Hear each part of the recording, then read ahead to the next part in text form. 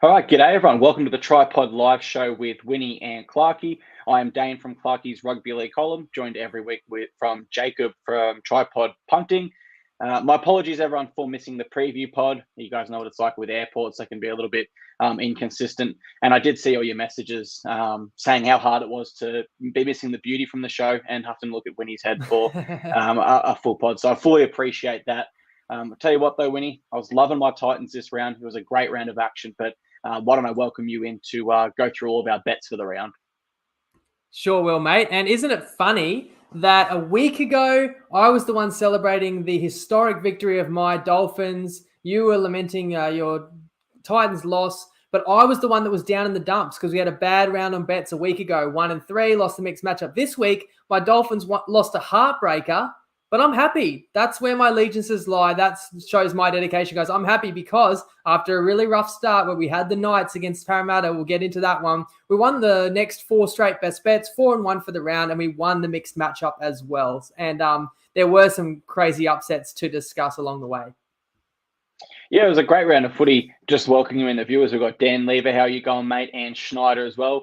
How's everyone going? Thank you for being here with us on this live show. And of course, all comments throughout the show are appreciated. With that in mind, Winnie, let's jump into the footy. We start with the Thursday night game. It was the Sharks versus the Cowboys. Sharkies got up 44 points to 6. My MVP was Nicho Hynes, of course, receiving the inaugural Paul Green medal. And this one was over before it even really started. Am I right in saying that, Winnie? You are. So the first positive for us was that I didn't back the Cowboys because truth be told, you can always go back. I can't really make up what I said on Wednesday. Go back and check it. I said I was leaning to the plus 10.5.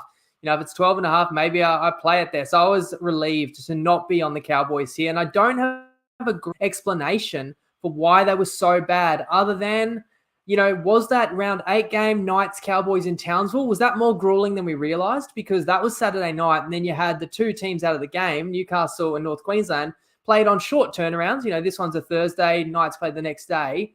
And they both played pretty good sides, like top 4 caliber in Sharks, and we'll get to Eels. And they were not even close. They got smoked from the beginning. So maybe poured it all in last week, couldn't back it up. Cronulla well and truly have gotten over that choke job. That's in the distance memory now, that choke job to the Warriors. They went into the bye. They've come out gangbusters since then. And Clarky, I think you asked me a week ago. I'm ready to answer your question now. You do have to pick Nicho at 6 for New South Wales, I believe. I think his form is undeniable, as you've said. I've talked up Teague Wilton a lot this season. He was excellent as well on Thursday. And yeah, not much to say. 20-6 at halftime. And then the Sharkies come out. Is there any fight from the Cowboys? No, it's 24-0 to Cronulla in the second half. So revenge for last year's finals match, although not as much at stake. It was served. Yeah, and Dan says, watching Nicho give his medal jersey in the sheds to Greeny's kids made me have something in my eye. Me too, mate. He's a special human being, dedicating his match-worn jersey, if you guys didn't know, to Paul Green's daughter, and then the medal itself to Paul Green's 10-year-old son. Really, really special there. Winnie, you touched on the Cowboys and Knights game. Adam O'Brien shared those same sort of thoughts. I was listening to the Knights post-game presser, and he said, well, after I saw the Cowboys played, I was a little bit worried for how we go. The master excuse maker. He can use another team's performance to explain his. Nice. And you know what? I think we will definitely get to his comments in that next game. But 12 minutes in, how's this? The Cowboys have completed 1 of 2 sets. And we just know how important not only momentum is, but not defending 10 sets in a row. It just zaps your energy. 32 minutes into this game, the Sharks only had 3 missed tackles. And I don't really remember looking at the Sharks and going, wow, they're on tonight defensively. I just think the Cowboys didn't offer too much. They were well off the pace from the start. And in the NRL, even if you're the Penrith Panthers versus the Tigers, which we will get to as well, you can't miss the start in the NRL against anyone. It's too important. And I also feel like a lot of what the Cowboys built that was good last year was a result of their defense. I feel like everything started with solid defense. And from there, they were able to build into their attack and win gritty games. And this year, their defense just isn't really a staple of what they're doing. And their attack's not quite there either. I mean, I think every week we've come on here and said they kind of look like they're missing a bit of spark, which is strange for a side that has Nanai, Holmes, Drinkwater, but they're missing a little bit something. You touched on the Warriors loss. Well, the Sharkies make it 3 in a row past that. Can you call it a choke job? I think you can. It was a pretty bad game for them, but it's well and truly in the rearview mirror, and Sharkies look really, really good. Eels versus Knights opened Friday night footy. The Eels walked away with a huge 43 to 12-point victory. My MVP was Mitch Moses winning, but I think in this game, the entire Eels spine was awesome. Did you see it that way as well? Unfortunately, and I could shout out a couple of forwards as well. I mean, Hopgood was excellent, even though Ryan Madison was scratched before kickoff, which should have helped us because, of course, we had our best bet on this game. And I hate to come out after a game and say, man, I regret that bet, because I know all the factors going in. I know the risks, the pros and cons behind a play. And if I take it, then I've got to stand behind it. And certainly I can't get them all right. You go historically, we get 40% or more wrong. And there'll be the occasional one that's ugly. But the reason I was really kicking myself after tipping the Knights plus 4.5 first half was that I was very wary of them cracking at some stage in the season. You just can't have that much cumulative fatigue and that many letdown losses. Like, it's going to catch up with you. I guess I just talked myself into it. As you heard on Wednesday, knowing the bye was around the corner, I thought maybe Newcastle had one more in them. Ponga first start, that could re-energize. Jacob Saifuti only just got back in the team. And then, line had dropped to 7.5. I got a 4.5 first half. So it's like a lot of little things. And I felt that was a healthy line, because I don't think there's that much between these two teams when they're both at their best. But for the spot, and, and I've liked Parramatta, and I was on Para just a week ago in Darwin against Brisbane, and look how good Para played this week and how bad Brisbane did. But I should have been more wary, and I shouldn't have played it. So I'm sorry. I definitely feel like I didn't do good enough with that tip. It was never a contest. I mean, first half is 5 tries to 1, and it could have been more. Para butchered a couple of other opportunities. So the best bet was blown away then and there. And you knew it would be more of the same second half. Moses masterclass, as you said. And look, the Knights, I know everyone will blame Ponga. I wanted to repeat a comment from Dan Lever. He is a Knights tragic, and he said he does believe Ponga tries to be too flashy and ends up stuffing up what they're trying to do. I think there's a degree of truth to that he does feel like he has to come up with a highlight reel play every touch. But in defense, I mean, you can say the stats if you want to. He had a really bad night at the office. I won't go as far to say Kalen's shocker cost him this game, because he was not alone as far as players wearing the red and blue. Yeah, the interesting thing about Ponga really trying to create those flashy plays like you touch on is he doesn't really need to. It's not what the Knights' DNA is currently. You watch when Tyson Gamble plays, and he just kind of competes on everything, right, and really gets into the contest. And that's not really KP's goal. It never has been, but that does seem to be what the Knights need most at the moment. Full transparency, I tipped the Knights here. I was really confident on the back of Regan Campbell-Gillard being ruled out. When I heard Ryan Madison was out, I was licking my lips thinking, well, this tip's just got a hell of a lot easier. But yeah, I mean, you look back and the signs kind of were here for this game to maybe go the way it did. I do think an element is the Eels played probably their best game of the year and the Knights played their worst, which you can't pick. And as a content creator, as you say, when you hindsight is it's the devil. But the Eels spine was awesome. The difference between these two games was the spine. Don't want to single out Josh Hodgson. I would say aside from him, I didn't think he played as good as the other spine members did. For Kalen Ponga, I know you didn't want to touch on the stats, but 30 minutes in, I started to think, has he made a tackle yet? And I wasn't kidding. I was dead serious. And I went and had a look. At that stage, he had 1 tackle for 6 missed. I thought Jackson Hastings looked a little injured in some of his kicks and the way he got around the field. And Kurt Mann, obviously, he did have an abdominal injury. He was not anywhere near his standard in defense. And then on top of all that, Lockie Miller didn't really have his best game either. So the Knights' spine just wasn't there. The Eels' spine was. I will say Gutherson's hat trick was awesome, but possibly the softest I've ever seen in the NRL. A lot of scoots just from dummy half. This game was over in 30 minutes. And I think we should touch on Adam O'Brien's post-game comments there. And he cut his team a lot of slack and basically said, we've had a good 4 weeks and, that's okay. We just need to have a bye and I think we'll be back. But, I mean, they haven't won the last 4 weeks. They've had close losses and a draw, I think winning 1. I think they've had 2 close losses, a draw and a win in the last 4 weeks. So to kind of look back on that as a positive and often an excuse, do you agree with that or would you disagree? The funny thing is, mate, I literally said this about 1 or 2 weeks ago. I can already hear Adam O'Brien's voice down the track in the season when they're not in the 8. He'll still be going, if we would have won those games between, round 5 and round 9, we'd be in the 8 right now. it is brutal. Like, it's really hurt me because I feel like these close losses were the difference between winning at, a 17-1 season handicap, because, in a parallel universe, the Knights could be a lot higher on the ladder. But not only did they not get the 2 points from any of those games, I feel like they didn't build the momentum off them either. So yes, this team needed a bye. Yes, they have suffered a lot of adversity, but I don't need the excuse making already. Like, that was not good enough on Friday.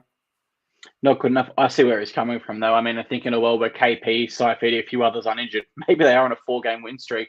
But Friday night finished with the Broncos versus the Rabbitohs. The Bunnies smashed them in the end, 32-6. My MVP was Campbell Graham. He had a hat trick and also set up another try. We speak about Nico Hines in the Blues squad. Before you give me your comments, is Campbell Graham in your squad as well? Yeah, I had the same note. I had along the same lines as Nico. That's undeniable. Although what annoys me, of course, is that Campbell Graham plays right centre, and I tipped the Bunnies right winger to score a try, which was the only losing leg in my same game multi, paying $8.30. Had the Bunnies result, had the unders, needed Tane Milne, and they scored 5 of the first 5 tries on the right side, South Sydney. 3 to Campbell Graham, as you say, and I'm sure he has to be there, as, Turbo was ruled out this week as well, which we'll get to. And then even the other time when they actually passed outside Campbell Graham, Cody Walker had wrapped around. So in saying that, you can blame me as well, because I picked Milne, who might be the slowest winger in the whole competition, actually got a chance to score, somehow couldn't get to the line when no one was in front of him.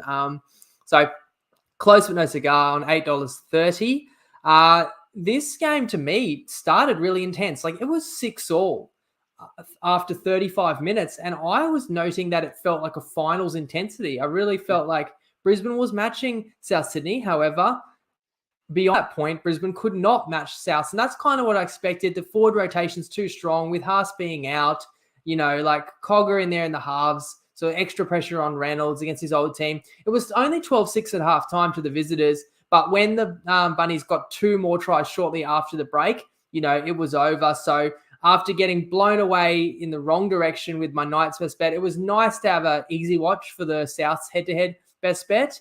As I say, although we were cheering Milne that whole second half, we didn't get there. In the end, we both probably fancied Johnston better, and Johnston didn't score, either. So, look, we give ourselves a shot. That's all we can do. But as I said before the game, Souths are the hottest team in the comp.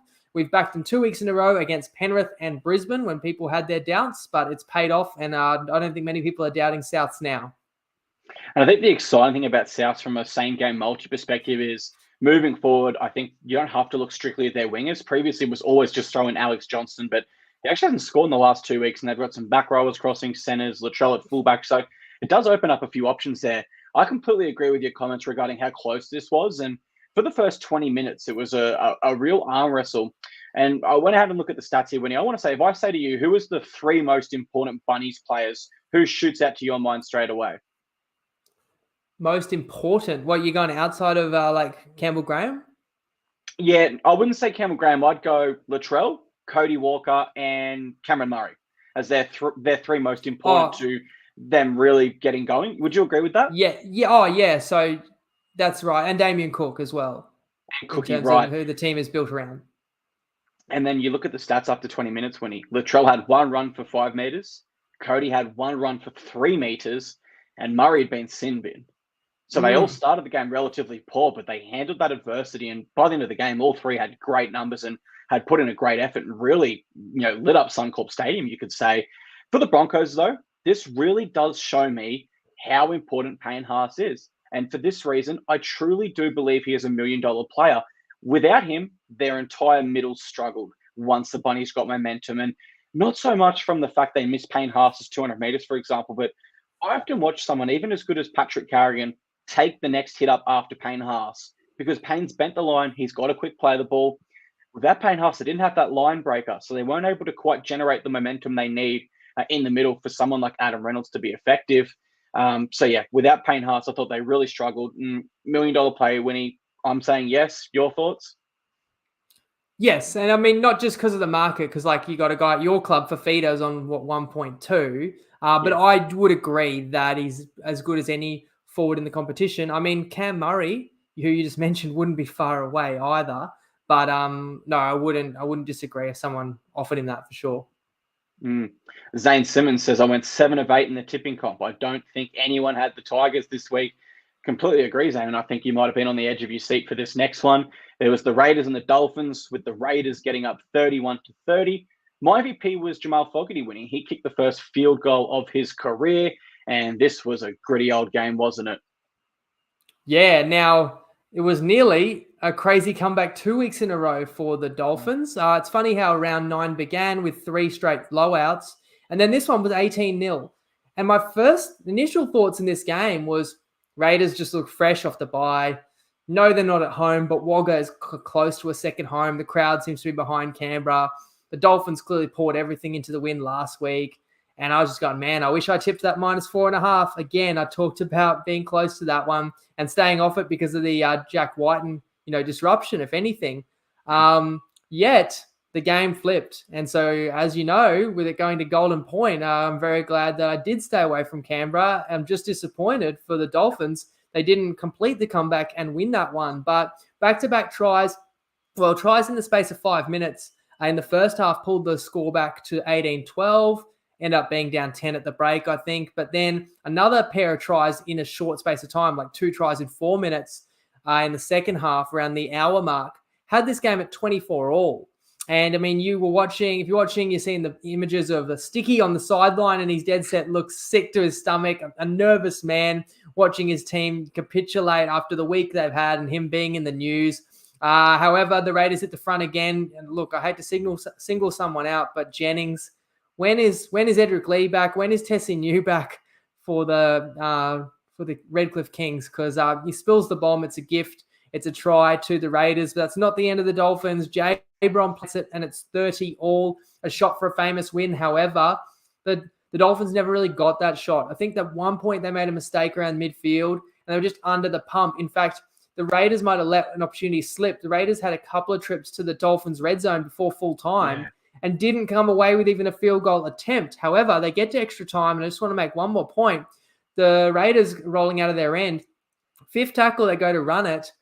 I don't know if anyone else talked about this, but I thought it was a really tough call on the Finns. I thought as Hudson Young was tackled, he lost the ball into the defender. However, referee ruled that it was knocked on by the Dolphins, so therefore it was a 0 tackle, and I knew that they wouldn't survive that. Fogarty did ice it to his credit, and quite a few players really stepped up in this one. So Whiten, after a tumultuous week, you could say, he had a performance that showed it meant a lot to him. And a lot of the forward pack for the Raiders were immense. Papali'i, Tapine, Hudson Young, Horsburgh, all, massive efforts. And I really think you can't overstate how important that win was for Canberra, not just banking those 2 points, but avoiding blowing that 18-point lead.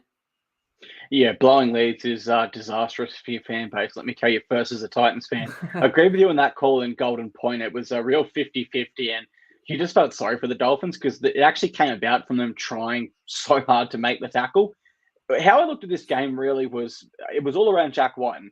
Do the Raiders sort of galvanize off his decision? And, Ricky tells him, well, he doesn't think we could win a premiership, so let's go ahead and let's show him, what we're made of. Or do they start to crumble? And it was for that reason, it was a real coin flip for me. I thought the Raiders were awesome. Really early, they scored, I think, in the first 2 minutes, and they're up about. They had 18 points relatively quick. But I did say it live with the people I was watching with: don't rule the Dolphins out yet. And of course, no one's more qualified to know that than myself after witnessing what we did live at Suncorp. So it was an awesome fight back by the Dolphins, and I truly think, Winnie, that they can still take positives from this, because if they play that hard and they try that hard, they will win more games than they lose this season. The key takeaway for me is they put themselves in a position to win.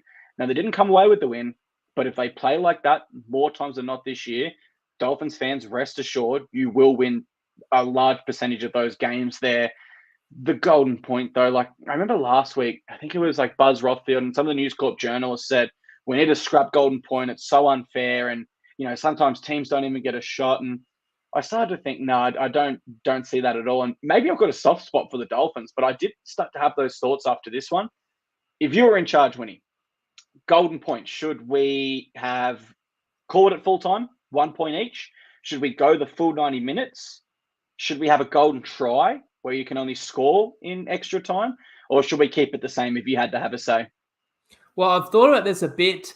Anytime the team that doesn't win golden point that I wanted to win, I always think, oh, that's so cruel. Should have been a draw. But the truth is, there's no perfect system. There's an argument for everything. I actually think it's reasonable the way we've got it. I think people do get left feeling a bit empty if you just call it a draw after 80. I think give the teams a chance to play. And I think golden point as opposed to golden try just allows for some of these extra time periods to potentially be shorter, which, is important in the length of a season. Would you change it? I mean, I'm a little bit selfish. If I can get even one more minute of footy, I will. So I would like if you had to play the full 90 minutes. That way, both sides, you'd think in that time would at least get a shot at a field goal each. But I can completely see the conundrum when a player gets injured in the 89th minute and was sitting there thinking, why are they still playing? They've got nothing left to give. We get to 90 minutes and it's a draw anyway. Then we just think, well, that was a waste of 10 minutes and a waste of injuries. So, yeah, it's a tough one. There's no perfect system for it. But I tell you who was perfect. The mighty Gold Coast Titans. We go to Brookvale and we show the Seagulls what's up with a 26-10 point victory. My MVP was David Fafita, who scored his first try of 2023. But I've got to be honest, when Manly scored in the second half, Winnie, I got nervous. and I'm sure you can see why. But your thoughts on this one, please. Yeah, I was going to ask you about that, which just goes to show the Titans were not perfect. They did give Manly an opportunity to get back into this one.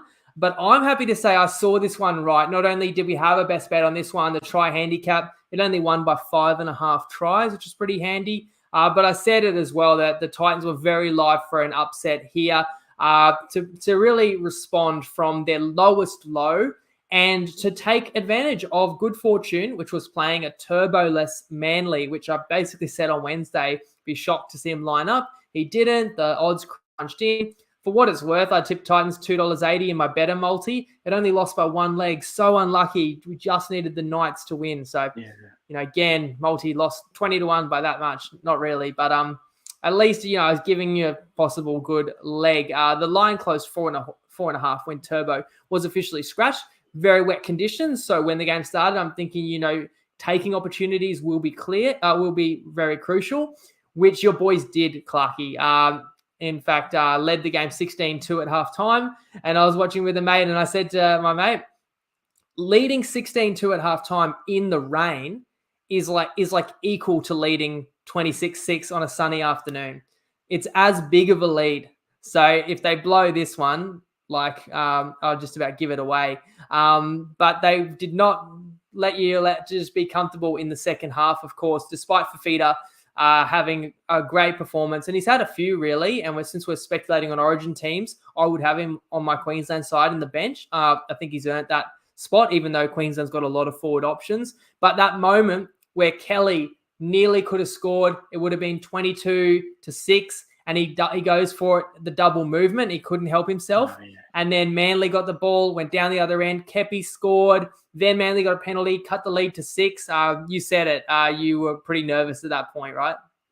I was. After what we saw last week at Suncorp, I think any fan for their team would be nervous. And on Dave Fafita, I think I should start there because I see still so much hate for Dave online. And I think people forget, he didn't ask for 1.2 mil. The Titans offered it to him, and he'd be silly not to take it. But what I love about Dave's game this year is we know he can sort of hang out wide and beat 3 defenders and score, once or twice every couple games. But this year he's actively going and looking for the ball. He's having hit-ups that he wouldn't have in the past. His tackles seem to be up over 30 every single week, which is great on the edge. So I'm really loving Dave and his involvement so far this year. I did tip my side, Winnie. I tipped them when Turbo was still 50-50, and I sort of presumed at that point they wouldn't risk him. I thought even if he's 90%, I didn't think Manly would risk him. Now, I did see us winning this game. I'll be honest. I didn't just tip us because I'm a Titans fan, which I do sometimes, but I truly believe we are a talented football side. Now, I'm not saying we're a good football side, Winnie, because good football sides don't do what we did last round, but we are talented. There's just a lot of rough around the edges. But I go back to the Storm game earlier this year. I said to you that for big games, the Titans focus and do play well. Against the Broncos in the first half, against the Storm. When there's a challenge or something to respond to after something disappointing the week before, the Titans do it regularly. And so I will not sit here and say we're a good football side. That's not fair to people who follow the Panthers, Bunnies, etc. But we are very talented. I thought the decision to start KO Weeks at fullback was a little bit strange. And it could have been a case where Anthony Seibold's maybe trying to outthink the room a little bit. I'm not going to criticize him because he's a head coach in the NRL, but he did do the same earlier this year, starting KO Weeks at 5'8", the head of Cooper Johns. So maybe he's seeing something there. We're not, but I just think I would have moved Ruben Garrick to fullback. You know what you're going to get, a fair bit more reliable. And KO Weeks did have a few, let's say, nasty touches and knock-ons. But honestly, Winnie, I'm really proud of my team. But I wasn't. Last week's loss still stings so bad that I wasn't really happy at full time. I was, all right, we've got to win. We can start to move on now. But I was still really stinging from the result. And you know me, like you would have seen at Suncorp, but usually I ride every play of the game. I wasn't really into this one. And yeah, truth be told, that Dolphins loss stung a lot more than it should. But yeah, all in all, a win's a win. You've got to be happy, especially when you're a Titans fan. Tigers versus Panthers. Now, this is... I don't think the Tigers won a game. Was it 271 days, Winnie? It was a long time. But they win 12-8 against the Penrith Panthers. And my MVP was Luke Brooks. He was the best halfback on the field. And that field included Nathan Cleary. Did you have any hint, any suspicion? Did you see this result coming, or did this shock you like it did most people? No, it's the upset of the season. If we want to recall candidates, Dolphins were an 18.5-point underdog in round one. Not many people saw that coming, that win over the Roosters. So, you know, that probably was the upset of the season. Of course it was then. The Raiders winning at Suncorp in round 6, they were 17.5-point underdogs. So that was close. Some people might have been more shocked by that one. But I think the Tigers being winless this year, and of course the Panthers being back-to-back premiers, and the line was 19.5 at the start of the week. Mind you, it came in a little bit with the rain. That is the craziest result so far of the season. Now, I will say, rain can be an equaliser. If I'd known at all, had an inkling how bad that weather was going to be at Bathurst, I would have had no hesitations taking the points with the Tigers. Plus, there were murmurings that the Panthers were going to rest some players. I heard they what was it due to? Maybe a couple of players, extra players were named in the New South Wales Cup side. There were certainly rumours. And, you know, Cleary's out here not even kicking goals, so he's clearly not 100%. But I don't want to make excuses for Penrith. Let's give credit to West, who once again won the second half. They are ridiculous in second halves of games. They don't go away. And watching this game too, I'm not making this up. The Tigers were down 8-6 first half, like still plenty to go, 50 minutes to go. And I said, there's a chance of an upset tonight. You just sensed it with how terrible the weather was and the intent that the Tigers were showing. Now, we need to put our hands up and cop it, because we both said, not only gave the Tigers no hope this week, but we both said we would move Brooks on. We wouldn't persist with him. And look, you may say even a blind squirrel finds a nut occasionally, but I want to give credit where it's due for Brooksy, kicking not one but two 40-20s in those conditions. He had a try assist. He had a match-winning performance. And at this point, do you put Brooks in the Blues team now ahead of Cleary, now that he has got that head-to-head? You know, I'll throw that out to the comments section. But in seriousness, is Api Coruscant any chance for the Blues, or has the Tigers gone too badly and South's doing too well with Cookie? He certainly had a great game against his old club. Clem wound back the clock. Second game, but Buller at fullback stood up under pressure, and Alex Twal off the bench. He was massive, and man, I would love to see Twal, because we're going to see the Tigers next week at Sunday at Magic Round. I want to talk about that after this game, but man, if we could see Twal score a try, his first career try next week, that would be amazing. Of course, the Tigers didn't make it easy on himself. Wakeham missed a makeable conversion and then a penalty from in front, but West just could smell that first victory, and they were so desperate. I'm genuinely happy for them. I've said, they're not as bad as people think. And again, people might take away from the win, say, the weather, Penrith's not full strength. Just give the Tigers their flowers this week. This feels like Easter Monday last year, maybe even bigger in terms of a pressure release win. And, you know, the problem is for people that go, but they were without Fisher Harris, Lanu, Cleary's not healthy. What do you expect the Tigers to do about that? Do you want them to take it easy and lose because of that? Like and the Tigers are missing guys too. Right? Adam Dewey, you know. Yeah. Exactly right. You can overthink it. And my brother sent me a 6-unit multi before this. He was really keen on Panthers -5.5 and Stephen Crichton anytime. And I didn't know the weather, but when I heard the weather was bad, I said to him, I think you should be a bit nervous here because when we talk about bad weather for footy, that wasn't bad weather. That was possibly the worst weather of the last. The last one I remember raining that heavy was like that Anzac day between the Roosters and Dragons when it started to hail and the players had to leave the field. That was torrential and it was non-stop, apparently from 9 a.m. So absolutely horrible weather. Touching on Coruscant quickly. Well, I thought when Jack Whiten was still a chance for the Blues, he had to be your 14, just because I couldn't find room for him in the centres. But now he's retired. That does open up the 14 spot there for Coruscant and the chance the Blues do go the two-hooker model. Call. Because if the Blues picked Luai, you'd have to pick Nico at 14. But if you pick Nico at 6, and now the Panthers have come off back-to-back losses, and I do think Nico's form is so good, it exceeds what Luai gains in the combination because Luai's form hasn't been good enough. If they pick Nico at 6, they're not picking Luai at 14. So you're dead right. They may actually still consider Coruscant in that spot in the 1-2 punch with the hookers. Yeah, it's so tough to make the Blues side at the moment.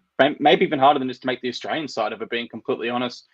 Someone like Campbell Graham, for example.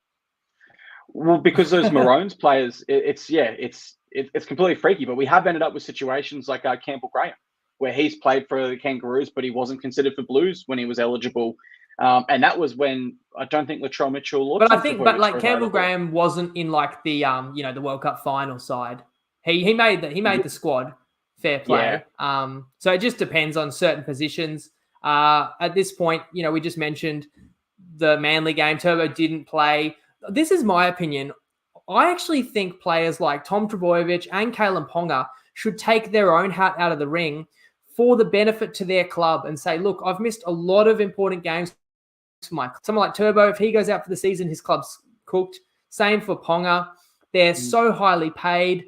There are very capable options for their state, so they're not really letting their state down. If Ponga says, let Walsh have it, if Turbo says, let Graham have it, I think you can respect that. Look, if a young player gets picked for Origin or if Graham makes Origin, I think your club is generally happy for that player because they're going to become a better player by playing on the highest stage. But Ponga is not going to become a better player. He's played enough rep games. So has Turbo. So I think there should be a selflessness factor that they actually put their club first. I don't know if the players think that way, though.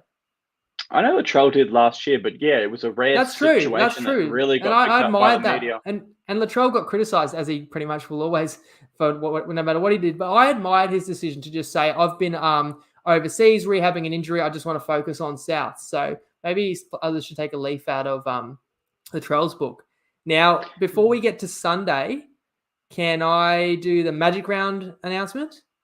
Yeah, absolutely. We've got some tickets to give away, mate. So this is exciting.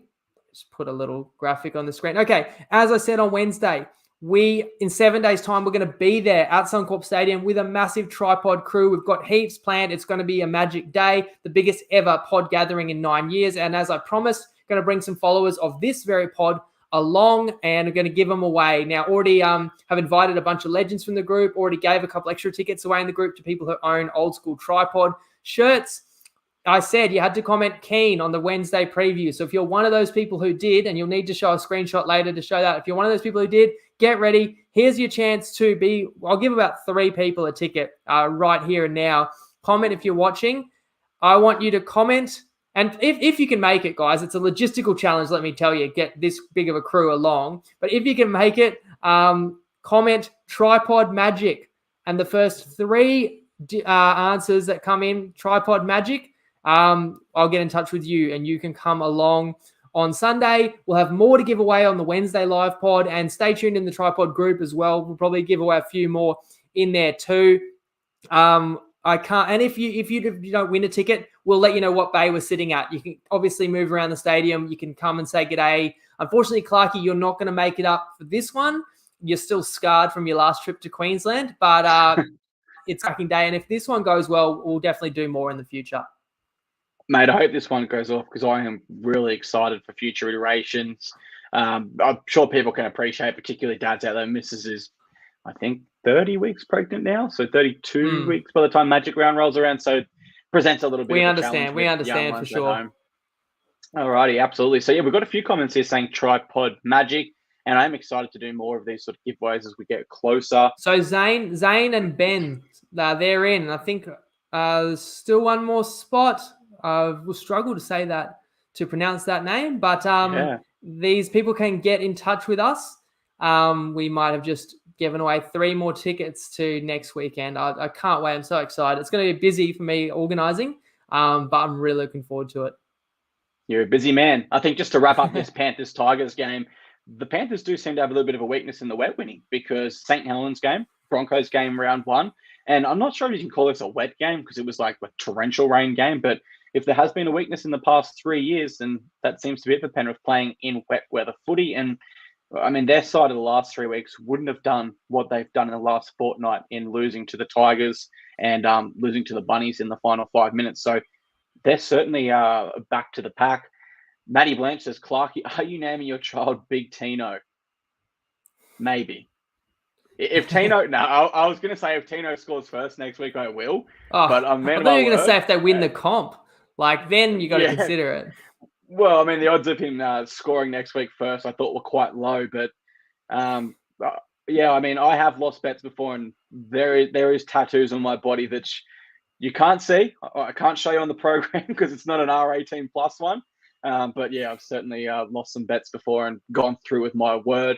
Just before we touch on these Sunday games, Warriors, Roosters, Dragons, Bulldogs, we have a clip from Tristan from Top Sport. He's going to give us a bit of exclusive market insight and tell us G'day everyone, it's Tristan Merlihan here from Top Sport, and some big upsets in the weekend that's just finishing at the moment. I'm doing this in the halftime break in the Bulldogs-Dragons game, but obviously the big upset was the Tigers knocking off the Panthers. And from our perspective, I was actually at a wedding last night, and when I looked at the result afterwards, I thought, wow, this is going to be a fill-up, but it actually wasn't. We had a very, very minimal loss on the game, but I think it might have just been because the Panthers were probably so short in the head-to-head. There just wasn't a lot of activity on that head-to-head, and the line did shorten up significantly for the Tigers throughout the course of the week. There was obviously a few rumours that Cleary may have been out. There was also the wet weather there, so the plus did look an appealing bet in hindsight. So that one, it was a little bit frustrating from our perspective.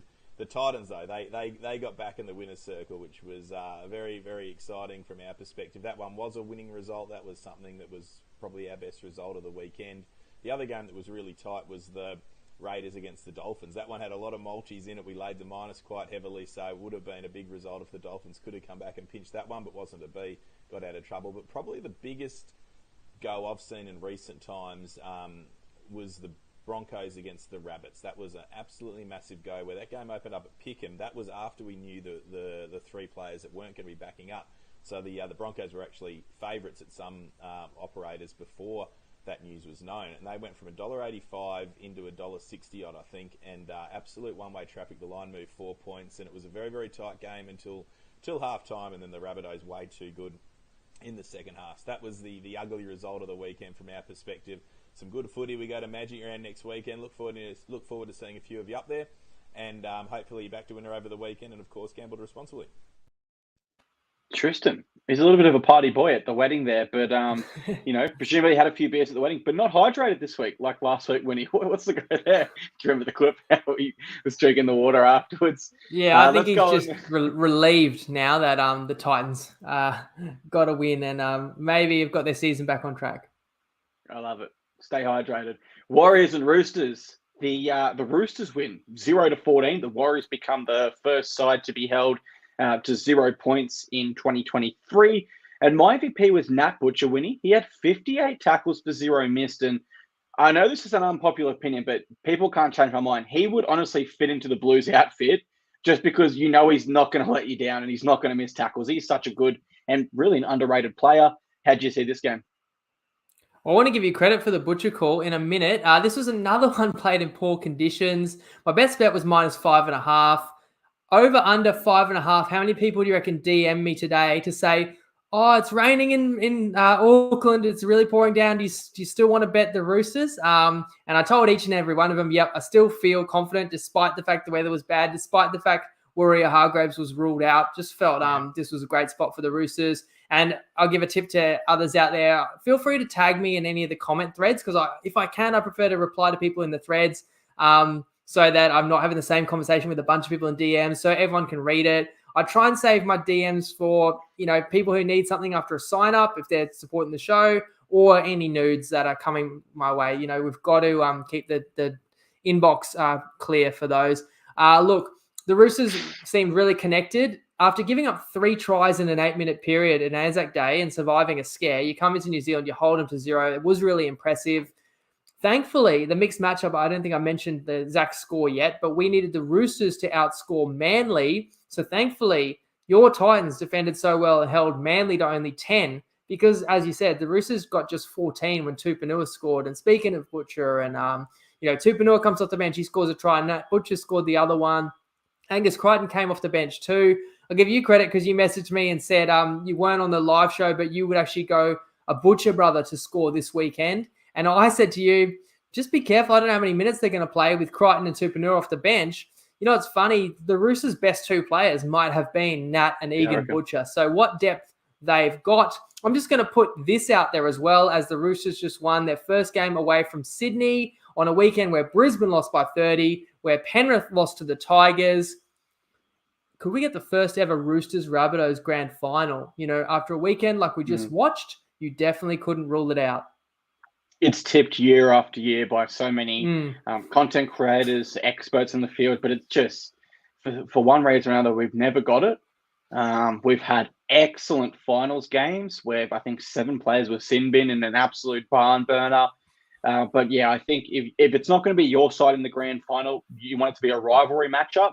And that would be one. Tough conditions for both sides, and neither side really adapted to it, Winnie, and was able to get going. I look back on this game and, no offense to the Roosters, it's an amazing win to keep the Warriors to 0, but it's kind of just noteworthiness. I think the Warriors will move on and be fine next week, and I think the Roosters were expected to win. They did that, so they'll just move on and continue with their season. That being said, the Warriors had won their last 3 in New Zealand, so I probably expected a little bit more of them, and the Roosters did hold them to 0. Thank you to Nat and Egan Butcher, who combined for 111 tackles with 0 miss between them. That is incredible. And they even kept Satili Tupanua out of the back row. He had to come on and play at prop, which is somewhere he's never played before in the NRL. I think that sums it up. But yeah, I think the Warriors will look back on this and think we could have built a bit more pressure. We didn't. Bulldogs versus Dragons. The Doggies get up 18-16. And the Dragons had quite a great record at Wynn Stadium prior to this game. I think they'd won their last 6 or 7 at the stadium. Yeah, I heard that. About 6 in a row, yeah. Not only did Doggies snap that, though, Winnie, I'm looking over my notes now. I'm thinking I've been a little bit too negative towards the Dogs because post-game I heard a stat. I think it was 7 of their regular 17 are still out. So a great win under those circumstances indeed. It was a great win. It was a gutsy win by the Dogs, and it was a highly entertaining game. And I think it was Zane was in the comments earlier saying he tipped 7 out of 8. I'd like to think that it helps being a TryPod follower sometimes because, well, look, most people, the Rabbitohs were the favourites, but plenty of people might have liked Broncos. We told you Rabbitohs. We were on to the Titans for upsets against the Seagulls. And, I mean, nobody had that Tigers upset. But, again, this game, a lot of people would have been on the Dragons, but not us. We liked the Bulldogs, and the best bet was +4.5. And I've got to say, it was just nice to watch a Dragons game and be cheering against them because they just make mistakes that hurt themselves. So it was nice to be on the other side of that. We also lost Matt King prior to kickoff, so that was a big loss considering the cluster of injuries of the Bulldogs. So I was a bit worried, but I'll tell you this, look who's out for the Dogs. Jacob Kiraz, obviously Addo Carr. But they won this game thanks to brilliance from their outside backs, namely Jake Averillo. Scores an 80-metre try off an offload of one-legged Burns, who was unbelievably brave and had so many important moments. In fact, the assist to not one but 2 Averillo tries, both involving Averillo burning Sloan, who can fly himself. That's the difference in the game, really, when you can score twice from inside your own 20, thanks to just the burning pace of one star. And Hayes Perrin was really good. He's not a superstar, but at an important position, he does a job for the Dogs. And that was the key. Everyone was putting in for the Dogs, even though they are so depleted. I thought then you got the class of Marnie and Burton. I'm really enjoying watch that that kind of partnership bloom. And another factor was it was a Serraldo coach team against a Griffin coach team. That was another reason why I liked being on the Bulldogs. They had to fight hard at the end, especially when, Waddell was sent to the sin bin, which maybe was harsh because he thought he had the ball. So he didn't really understand why Lomax was standing up and ripping it off him, that the ref had called it being a strip. The Dragons did score as well while the Dogs were down to 12. So they really had to hang on. They did, which is nice, not only for our best bet. But after the Dogs had lost 3 in a row by double digits, it's a big win for them. And kind of, I don't know, this really disappointing Dragons season drags on. We'll say for Cameron Serrato, when he was under hook at the Panthers, he tried to quit. Gus Gould said, you need to go to lunch and you listen to your assistant coaches, Griffin.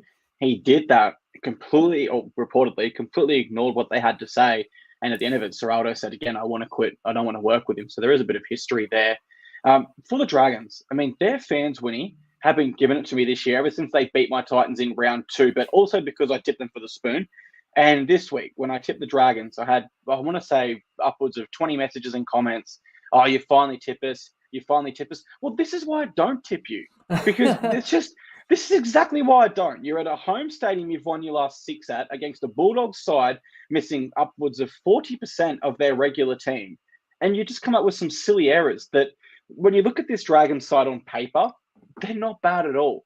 But the spine just doesn't click. And you have to wonder what's going on there. Is it the fact that Ben Hunt loves Anthony Griffin and he wants him to stay and some of the other players maybe don't? And I know for a fact because I've spoken to a Dragons player who told me half the team don't really like Anthony Griffin, which is super interesting. So I just wonder how long they can persist with a coach that 50% of the playing group don't like and when the results aren't coming either. Simple as that. The Dogs, it was a scrappy game, but I think the Dolphins are the Class A example that you don't have to be perfect to win in the NRL. You just have to compete and try your best. And the Doggies certainly did that. And the Doggies are another side, Winnie, where they're kind of in a holding pattern, right? The Dragons more so coach focused. The Doggies, well, they still got half a spine that they're tinkering with. Hayes Perham continues to improve, but we see Flanagan dropped and Olapau comes on and plays a bit of hooker, a bit of half. So both sides in a holding pattern. The Dragons are the better team on paper, and they should have won this game, in my opinion. You go to that last 5 minutes, and the Bulldogs give a 7-tackle set, and it was either a knock-on or it was something silly in the last 5 minutes where they were nursing that 2-0 lead. The Dragons had multiple opportunities, but they just don't have the confidence at the moment. I think their confidence is really hurting. Maybe they need a few fresh starts or a few fresh players, maybe a fresh coach. I'm not an expert, but something a little bit different there at the moment because they do look a side down on confidence. And there's a big difference between these two teams. It could have gone either way. In fact, look back at the last 4 Dragons matches. They could have won all 4 of them, but they come away winning none of them. It's tough. However, the Bulldogs have got so many good players who are not playing right now. You look at, like I said, Adokar, Kiraz, Kikau, Thompson is out.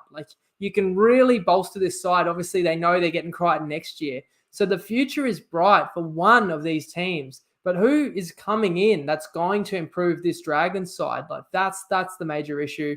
And I hate to say it because I already know it would be tough to be a Dragons supporter. I guess there'll be a few at Suncorp next week because that is the first game of the triple-header Sunday, Dragons-Tigers. Hey, Tigers, we just saw what they did yesterday. And this Dragons-Bulldogs game may not have been pretty, but it was entertaining. Yeah, it was. I mean, it's already a tough game to tip just off the top there. Yeah, I feel like I was quite negative toward the Dragons there. I guess to recap what I've said, you guys are a good team on paper. You're close to winning these games, but the confidence to just get over the line isn't quite there at the moment. And that's not to say it's gone forever. Maybe there's a few things to tinker, and I think the Dragons can win a few games of footy this year. That pretty much wraps us up, doesn't it, Winnie, for our round 9 recap. So with that being said, we want to say thank you very much to everyone who's been here to recap all the action with us. And of course, tell your mum, tell a mate, tell your dog, tell everyone. Next Wednesday, 6:30 p.m, we'll be live on all the places we are now to preview Magic Round, which promises, not Magic Round, sorry. No, it is Magic Round next week. It is Magic Round, mate. Comes up Magic fast. Round. Yeah, it does. And we can't wait for it, guys. So we'll see you Wednesday, 6:30 p.m. Thank you very much. Chance to win more tickets then too, guys. Cheers. Have a good week and